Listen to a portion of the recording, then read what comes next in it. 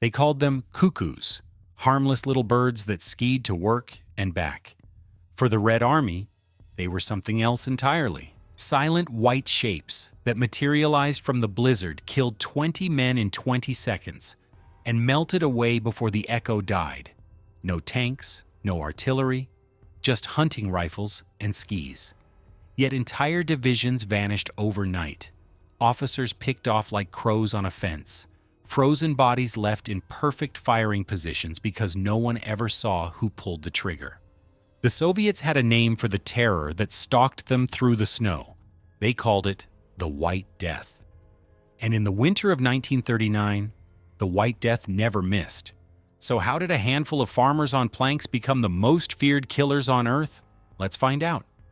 When the Soviet Union attacked Finland on November 30th, 1939, Stalin expected the whole thing to be over fast.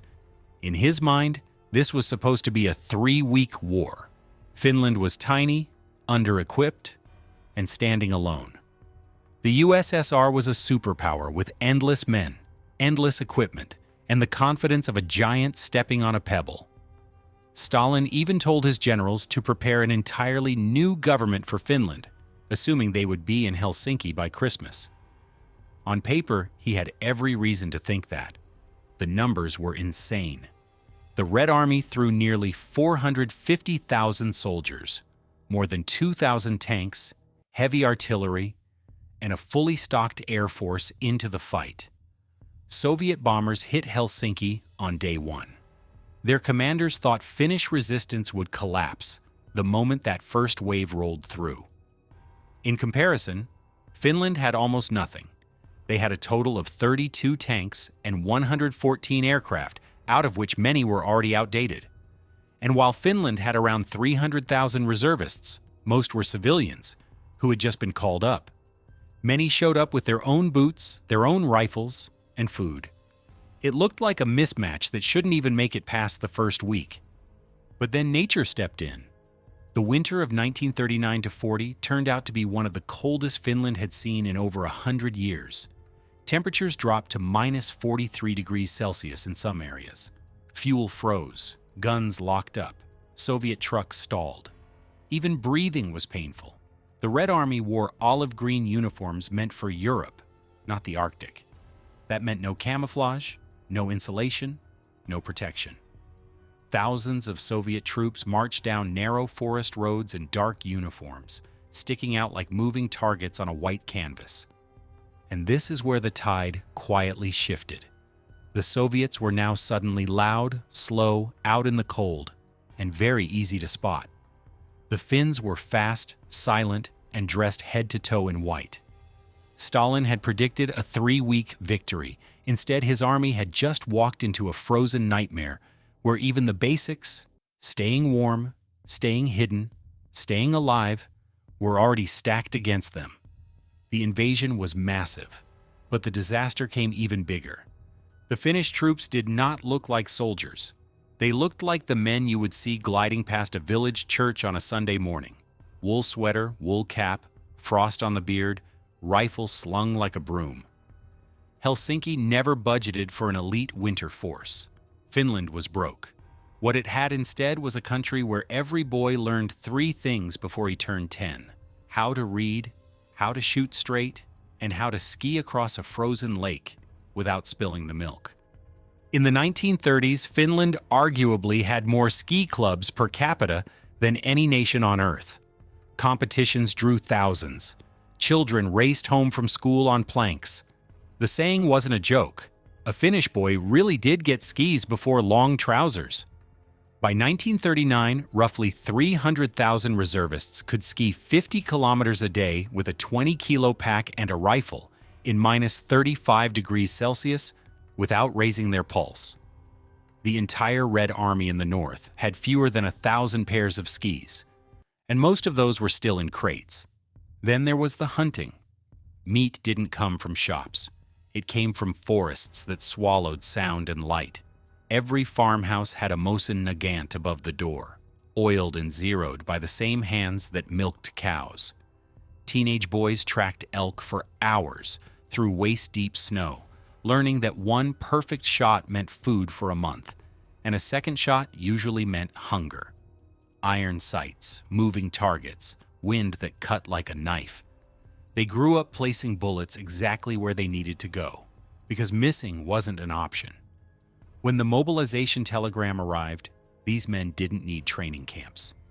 They showed up with their own rifles, their own skis already waxed, and a quiet look in their eyes that said they had been preparing for this their entire lives. They just hadn't known the war would come. The Finns didn't invent white camouflage. They raided the linen cupboard. A bedsheet, a tablecloth, an old confirmation dress, anything white. Rifles wrapped in medical gauze, faces smeared with reindeer fat and ash, lie perfectly still, and you become part of the snowdrift. By mid-December, the army was issuing real snowsuits, but the legend had already been born in flour sacks and nightgowns. Their weapons looked like museum pieces next to Soviet armor. The Suomi KP-31 submachine gun, with a 71-round drum, 900 rounds a minute, was the most lethal close-range weapon of the war. For longer work, they carried the Finnish M2830 Pistikorva Mosin, a rifle so accurate that civilian versions still win competitions today. Almost every sniper refused telescopic sights, glass-fogged, glinted in the low winter sun, and added weight.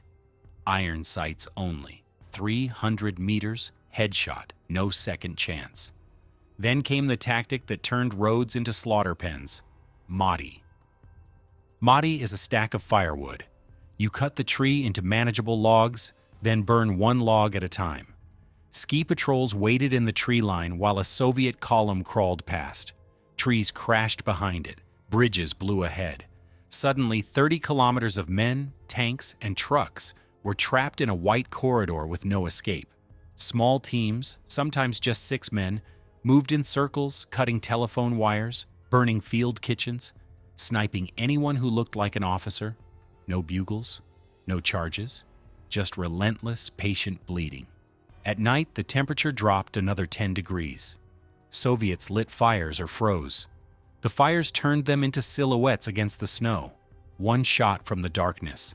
One body falls into the flames. The white figures were already gone. The Red Army never figured out how to fight an enemy that refused to stand still, refused to be seen, and refused to forgive. Suomussalmi and the Rati Road, December 1939. January 1940, the place where the myth became flesh and blood.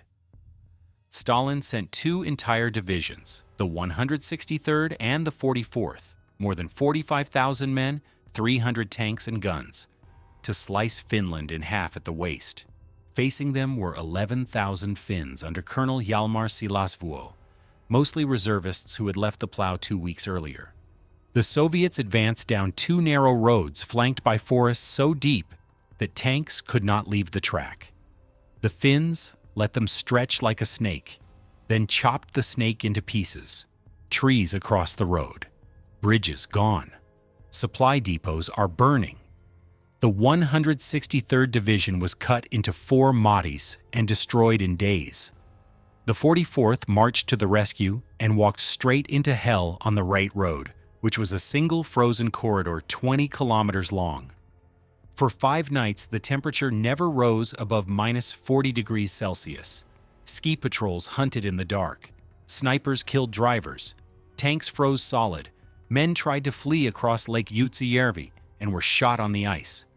When the Finns finally stopped, the road was lined with abandoned vehicles, frozen corpses stacked like cordwood, and equipment the Finns would use for the rest of the war. Soviet losses were at least 27,000 dead or missing. Finnish losses were fewer than 1,000, 30-1. Tolvajärvi in December had been the warning shot. Suomussalmi was the execution. And on the Kolea River, where the front turned into static defense, the snipers wrote their names in blood across the snow. Soviet soldiers learned one Finnish word that winter, sissi. It means guerrilla. They never learned how to kill one. And then there was the man the Red Army feared more than the cold itself. Simo Heha was 33 years old, 5 feet 3 in his boots, a farmer from the tiny village of Rautjärvi who raised dogs, shot targets on Sundays, and spoke so softly you had to lean in to hear him. Nothing about him looked like the deadliest sniper in recorded history. That was the entire point.